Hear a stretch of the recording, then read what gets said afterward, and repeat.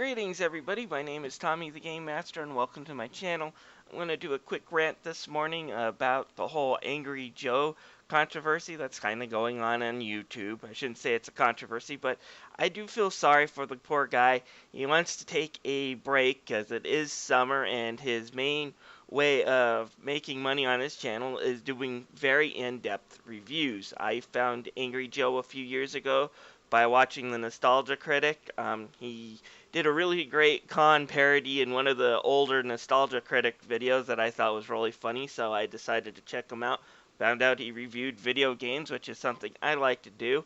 And yeah, he goes really in depth about it. He does the DLC, he does pretty much every type of thing you can think of in the video game to talk about, dissects it, and he does a really great review. And yes, he's really funny when he's really angry if a game totally pisses him off, or he feels like the developer is trying to rip people off, and that does kind of happen in AAA games anymore.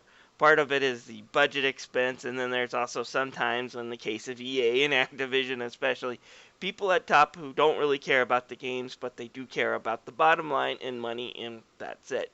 And Joe goes after these people, so he's gained quite a fan base. He's probably one of the most influential people on YouTube. I would say he's probably more influential than PewDiePie because of just the way his audience reacts to things. If he gives you a good review, it's probably a better thing than if IGN gave you a good review. If he gives you a bad review, you're screwed. But anyways, he's decided to take a summer off because summertime, there's not a lot of really big games, especially AAA games. The only big game I can think of that even, hit my radar this summer was Splatoon. And Joe doesn't really cover Nintendo stuff. It's not that he dislikes their games, he dislikes their YouTube policies, and anyone who's a YouTuber knows why you want to dislike Nintendo's YouTube policies, because they kind of suck.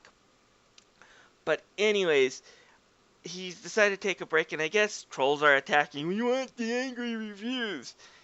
And I can kind of understand, wanting the content that you subscribe for. It's this main thing. I subscribe to Channel Awesome to usually pretty much watch one video a week, and that's the one that Doug Walker puts out as the Nostalgia Critic.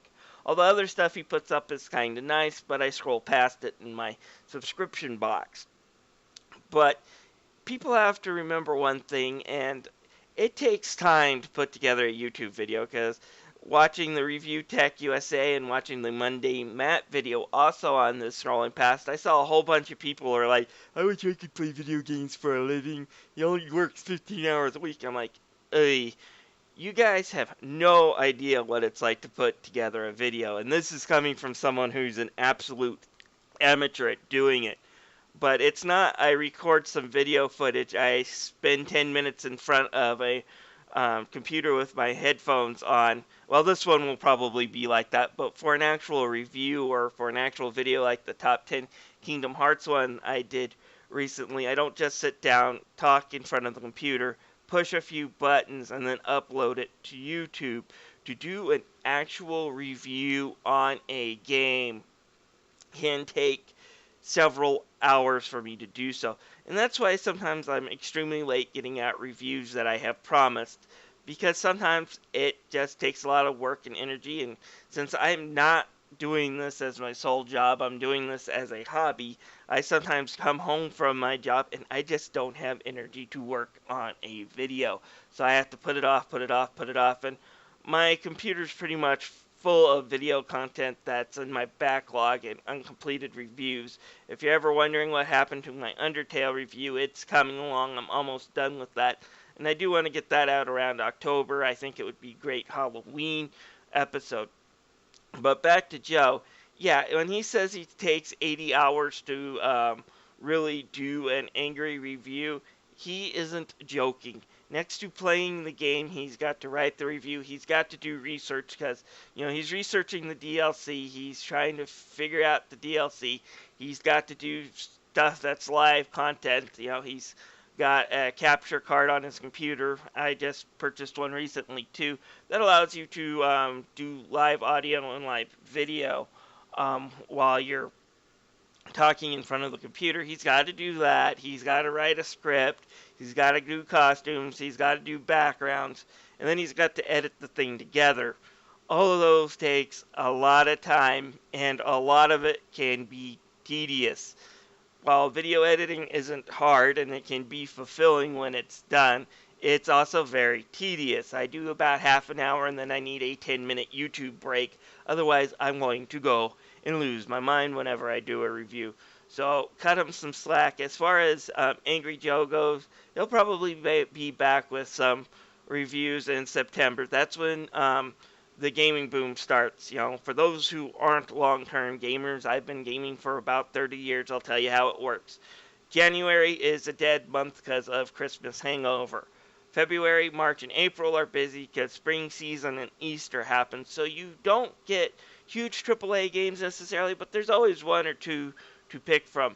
Summertime is dead because unless you're a hardcore gamer like me who wants to stay inside all the time, most people are out camping, vacation, doing something else that doesn't involve video games.